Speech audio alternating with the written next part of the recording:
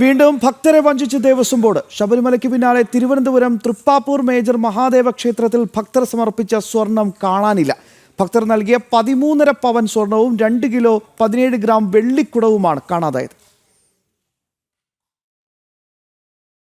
തിരുവിതാംകൂർ ദേവസ്വം ബോർഡിന്റെ ഉള്ളൂർ സബ് ഗ്രൂപ്പിന് കീഴിലുള്ള തിരുവനന്തപുരം കുളത്തൂരിന് സമീപത്തെ തൃപ്പാപ്പൂർ മേജർ മഹാദേവ ക്ഷേത്രത്തിൽ ഭക്തർ നൽകിയ 13.5 പവൻ സ്വർണവും 2 കിലോ 17 ഗ്രാം തൂക്കവുമുള്ള വെള്ളിക്കുടവുമാണ് കാണാതായത്. ക്ഷേത്ര കൊടിമരം സ്വർണം പൂശുന്നതിനായി ഉപദേശക സമിതിയുടെ നേതൃത്വത്തിൽ 13.5 പവൻ സ്വർണമാണ് ഭക്തരിൽ നിന്ന് സ്വരൂപിച്ചത്.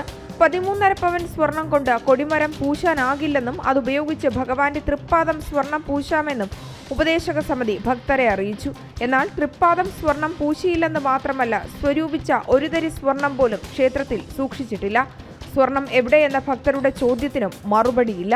2016 മുതൽ 2023 വരെ ക്ഷേത്രത്തിൽ ക്രമക്കേടുകൾ നടന്നുവെന്ന് മുൻ ക്ഷേത്ര കമ്മിറ്റി അംഗം പി ഗോപകുമാർ പറഞ്ഞു. ഈ സ്വർണം കണ്ടെത്തിയിട്ടില്ല. അതൊക്കെ അവർ റിപ്പോർട്ട് എഴുതി വെച്ചിട്ടുണ്ട്. ഇനി വിജിലൻസ് എന്തെങ്കിലും കണ്ടെത്തിയോ നമുക്ക് അറിഞ്ഞുകൂടല്ലോ. 2016 തൊട്ട് നടന്നു വരിക. അപ്പോൾ അവർ ഒരു 20-22 ആകുമ്പോൾ അവർ നമ്മൾ കണക്ക് കാര്യങ്ങൾ അവതരിപ്പിക്കണമെന്ന് പറഞ്ഞു. അപ്പോൾ അവരതിന് തയ്യാറാതെ വന്നപ്പോൾ നമ്മൾ ദേവസ്വം ബോർഡിൽ പരാതി കൊടുക്കും. അപ്പോൾ ദേവസ്വം ബോർഡ് നമ്മളെ പരാതി സ്വീകരിച്ചിട്ട് അതിന് നടപടി വരാതെ വന്നപ്പോൾ ഞങ്ങളൊരു വിവരാവകാശം കൊടുത്തിട്ട് അവിടെ കയറി സംസാരിച്ചപ്പോൾ പറഞ്ഞു, നിങ്ങൾ കോടതി പോ, നിങ്ങൾ കളിയാക്കും പോലെ, നിങ്ങൾക്കത് അവർ ചെയ്ത് ശരിയായിട്ട് തോന്നില്ല, നിങ്ങൾ കോടതി പോ, ഞങ്ങൾക്ക് ഇങ്ങനെയൊക്കെ പറ്റും എന്നുള്ള രീതിയിൽ സംസാരിച്ചു. ദേവസ്വം ബോർഡിനെ സമീപിച്ചെങ്കിലും നടപടി സ്വീകരിക്കാതായതോടെ ഭക്തർ ഹൈക്കോടതി ഡിവിഷൻ ബെഞ്ചിൽ നൽകിയ പരാതിയിൽ ദേവസ്വം വിജിലൻസ് നടത്തിയ അന്വേഷണത്തിലാണ് തിരിമറികൾ നടന്നതായി കണ്ടെത്തിയത്. അങ്ങനെ വിജിലൻസ് എസ് പി നേരിട്ട് വന്ന് അന്വേഷിച്ചു. SI അല്ല, വന്ന് അന്വേഷിച്ചു. അതിലാണ് ഈ ക്രമക്കേടുകൾ അത്രയും കണ്ടുപിടിച്ചത്. 2022-23 കാലഘട്ടത്തിലാണ് ഇത് കണ്ടുപിടിക്കുന്നത്. എത്ര പവൻ സ്വർണ്ണം? 13.5 പവനോളം സ്വർണ്ണമാണ് അതിനകത്ത് അവർ വിജിലൻസ് രേഖപ്പെടുത്തിയിട്ടുണ്ട്. അതിനകത്ത് അതേപോലെ കാണിക്ക വഞ്ചിയുടെ എല്ലാ വിജിലൻസ് റിപ്പോർട്ടിനകത്ത് കറക്റ്റായി കൊടുത്തിട്ടുണ്ട്. പക്ഷേ ഇതുവരെ ഇതിനെ ദേവസ്വം ബോർഡിന് വിജിലൻസ് കൊടുത്ത റിപ്പോർട്ടിന് ഒരു നടപടിയില്ല.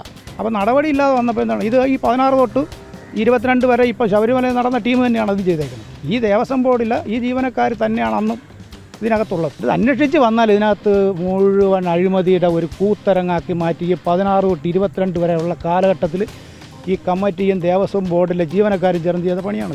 ദേവസ്വം ഉദ്യോഗസ്ഥർ താഴേക്കടയിലെ ജീവനക്കാർക്കൊന്നും ചെയ്യാക്കൂടല്ലോ, ഉദ്യോഗസ്ഥർ.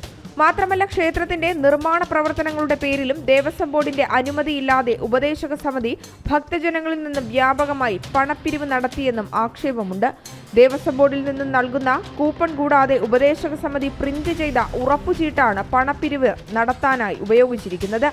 അതുപോലെ കാണിക്ക വഞ്ചിയുടേത് ഈ വീടുകളിൽ കാണിക്ക വെച്ചിട്ട് പണം പിരിക്കുന്നവർ നമ്മൾ പ്രൈവറ്റ് അമ്പലങ്ങളിൽ ട്രസ്റ്റുകളിലൊക്കെ ചെയ്യും പോലെ ഇവിടെയും ചെയ്തിരുന്നു. അതും അവർ കണ്ടെടുത്തിട്ടുണ്ട്. അത് എടുത്ത് അവർ സീൽ ചെയ്ത് ക്ഷേത്രത്തിൽ സബ് ഗ്രൂപ്പ് ഓഫീസർ തന്നെ ഏൽപ്പിച്ചിട്ടുണ്ട്. സ്വർണം മാത്രമാണോ? വെള്ളിയുടെ ഇതുകൊണ്ട് അതിനകത്തൊരു വെള്ളി കുടത്തിൻ്റെ പറഞ്ഞിട്ട് 2 കിലോ 17 ഗ്രാമോ 170 ഗ്രാമോ കണ്ട ഒരു അതും ആ ഡയറിക്കകത്ത് തന്നെ അതിനകത്ത് വരുന്നുണ്ട്. അതെല്ലാം അവരെല്ലാം ചോദിച്ച് ഇവരെയൊക്കെ തന്നെ റിപ്പോർട്ട് എടുത്തിട്ടുണ്ട്. ദേവസ്വം ബോർഡിന് കീഴിലുള്ള ക്ഷേത്രങ്ങളിലെ ഉപദേശക സമിതിക്ക് 2 വർഷമാണ് കാലാവധി എന്നിരിക്കെ CPM നേതാക്കളുടെ അടുപ്പക്കാരായതിനാൽ തൃപ്പാപ്പൂർ മഹാദേവ ക്ഷേത്ര ഉപദേശക സമിതി തുടർച്ചയായി 8 വർഷമാണ് കാലാവധി നീട്ടിക്കിട്ടിയത്. ഉപദേശക സമിതിയിലെ പ്രധാന അംഗങ്ങൾക്കെതിരെ അഴിമതി ആരോപണങ്ങൾ ഉയർന്നിട്ടും ദേവസ്വം ബോർഡ് കണ്ണടയ്ക്കുകയാണ്. വിജിലൻസ് റിപ്പോർട്ടിൽ കുറ്റക്കാരാണെന്ന് കണ്ടെത്തുകയും ചെയ്തു. ദേവസ്വം വിജിലൻസ് സമർപ്പിച്ച റിപ്പോർട്ടിൽ നടപടി സ്വീകരിക്കണമെന്ന് ഹൈക്കോടതി നിർദ്ദേശിച്ചിട്ടും കുറ്റക്കാർക്കെതിരെ ദേവസ്വം ബോർഡ് ഇതുവരെ നടപടി സ്വീകരിച്ചിട്ടില്ല. ദേവസ്വം ബോർഡിന്റെ നിലപാടിനെതിരെ തുടർ നടപടികൾ സ്വീകരിക്കാനാണ് ഭക്തരുടെ തീരുമാനം. ജനം, തിരുവനന്തപുരം.